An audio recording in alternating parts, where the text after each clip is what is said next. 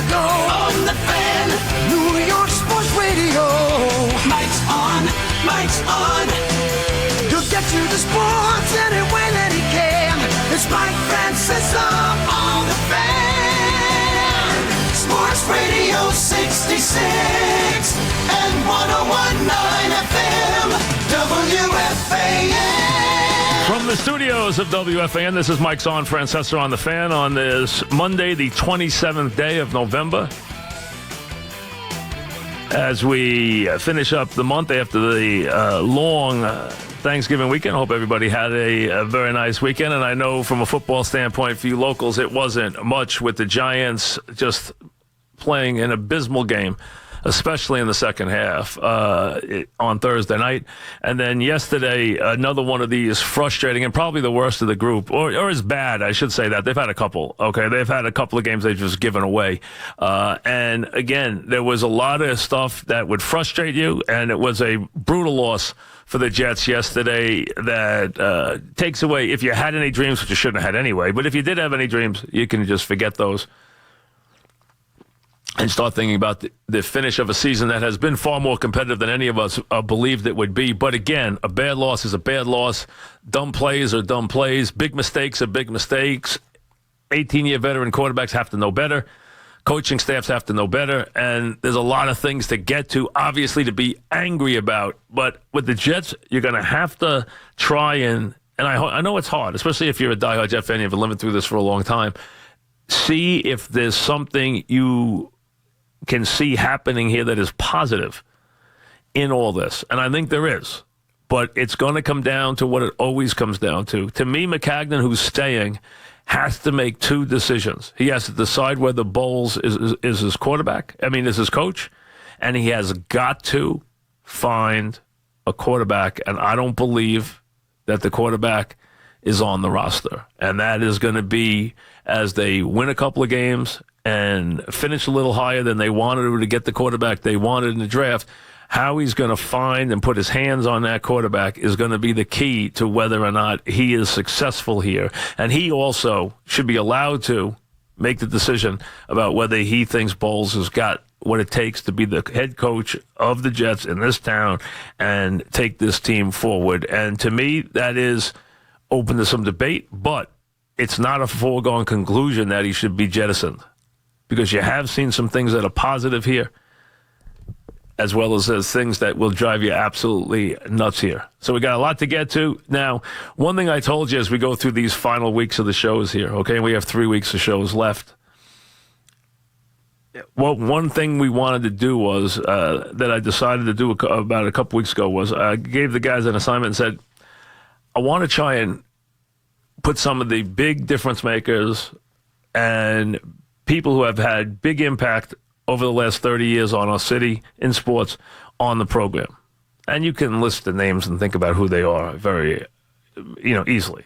The players who have been the big stars, the guys who have had the big triumphs, and, of course, the guys who have made the decisions, which includes the commissioners. And so the commissioners are on the list. You're not going to see Goodell. I'm sorry. Okay, he doesn't talk to me. Other than that, you'll probably hear from all the commissioners. As a matter of fact, you'll hear from the commissioner of baseball today. Rob Manfred will join us at 4. Eli will join us at 5. Tomorrow, as an example, Andy Pettit will be with us. And on and on. Next coming days, A-Rod will be with us, and more. And I can give you other names as we go forward. We'll take it a day at a time, but we're going to have big game guests, guys who have been the big names over the last 30 years who will be on the show every day in the next couple of weeks as part of it as we take this forward and head towards the December 15th finish. So today, Rob Manfred, the commissioner of baseball, at 4. And then at 5 o'clock, Eli, who comes off just a terrible, terrible defeat. The offense just inadequate. There's no other word. Inadequate. Unwatchable. Whatever word you want to use, they all fit the offense in Washington, especially in the second half when, except for a pick six, there was absolutely nothing. Zero happening in the second half of that game. But let's get to the Jets yesterday and this terrible loss. And again, I know with Joe and Evan, you probably just spent 3 hours itemizing it. But the bottom line is this. The Jets had this game pretty much in hand. They cannot make the mistakes that they made. You know what they are. You can take them in chronological order. Everyone's going to go nuts on the 3 plays on the goal line. Here's the amazing thing about that. One run into the line will placate you. So I hate, that when you make it just about play calling, especially when one play was called a touchdown and overruled. And this tight end who dropped one in the first quarter that should have been a wide open touchdown and has had other issues in the past has got to do a better job of holding on to the football. He's a good player, but he's got to do a better job. I mean, that's at least 3, maybe 4 times this year. He has cost the Jets touchdowns on balls that should have absolutely been touchdowns. So in the middle of that, when you're going to scream out the play, remember, they did say touchdown and you were in your living room or in the building high-fiving as they had already scored the touchdown before they overruled it on what was a borderline overrule. And we can get into that again with the rule on that, but I don't want to spend any time on that. It's just not worth it. They overruled it. That's the way it is. But when a play works and then they have to overrule it, it's hard to say it was a bad call, okay? Now, so if you had sprinkled in one run, then you would all have been happy if they'd run into the line once and Kuechly or Davis had stuffed it. I mean, but that's the way people are. That's the way they think. I mean, so, you can't run it 3 straight times from the one. If you do, that's terrible. But listen, whatever doesn't work is terrible in football. That's the way it is. But the things that should drive you nuts is McCown turning that ball over. He can't turn that ball over. And for all his good play and all of his sparking, this offense has played well considering it does not have a lot of big name people that are offensive performers. And I know Anderson wants to make himself one, and we'll get to that in a minute, because he's got to just let it happen. Let his play define it. Don't push the envelope. The problem with that is the league is allowing such garbage in the end zone now. It's hard to know what's allowed, not allowed, even for an individual player, because there's so much garbage going on. I mean, soon we're going to have choreographers to these things. The league trying to act like they, allowing their players to express themselves and having fun, have really turned that into just a bunch of garbage in the end zone. That's not football. I mean, that's just, it annoys the heck out of me. I just try not to watch it when it happens. I just can't even, let's see what this is. Let's see, there's a theme here. Let's see if we can guess what the theme is of this celebration. And having guys run down to the end zone to join the celebration. I mean, come on now. This is not what it was designed to be. Give me a break. Let someone spike it and move on, please. As it is, you don't even know if a touchdown's a touchdown anymore in this league. If for 5 minutes after it's over, you still got to wait and see. Hold on, let's see. And then 2 minutes later, all right, now you can celebrate. I mean, that's the way. That's the spontaneity the league's looking for. Suspended animation after every touchdown or every big play. That's what the NFL is now. It's the league of suspended animation. But you cannot turn the ball over there, and you can go back to the Pat game, and you can go back to the horrific throw in the Dolphin game, and you can even go back to the Jacksonville game where Bortles bailed out McCown after McCown made a terrible play in that game. Bortles bailed him out, and Bortles yesterday again threw the game away in Arizona, and then Marone threw it away later with his clock management, which is just insane. Well, coaches just don't get it. But you can't have guys jumping off sides on 4th and 2. You can't.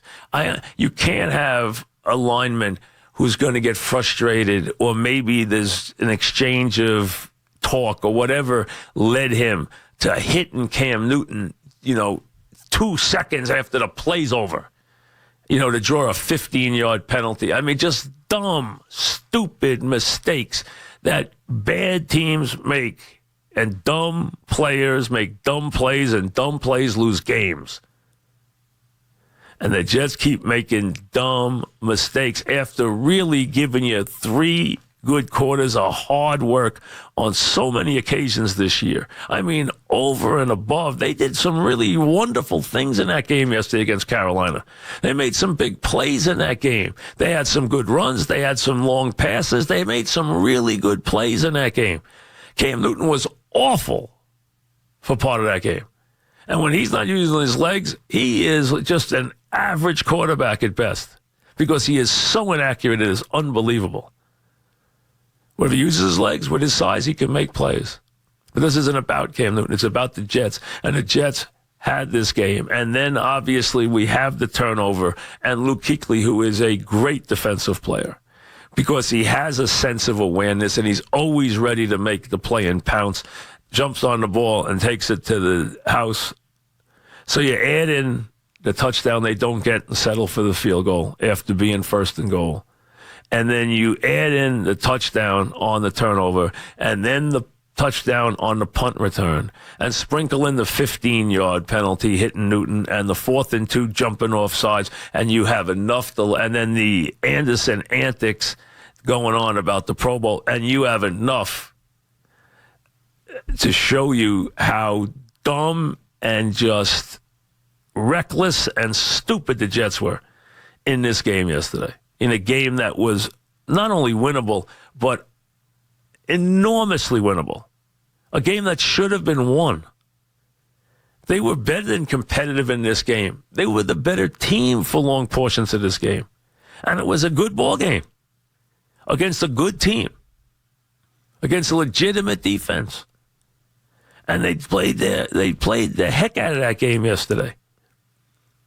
And then everything that can go wrong goes wrong. From their tight end who just continues to fumble the ball at the wrong moment or bobble the ball at the wrong moment or drop the ball at the wrong moment, to their defenders who want to make plays.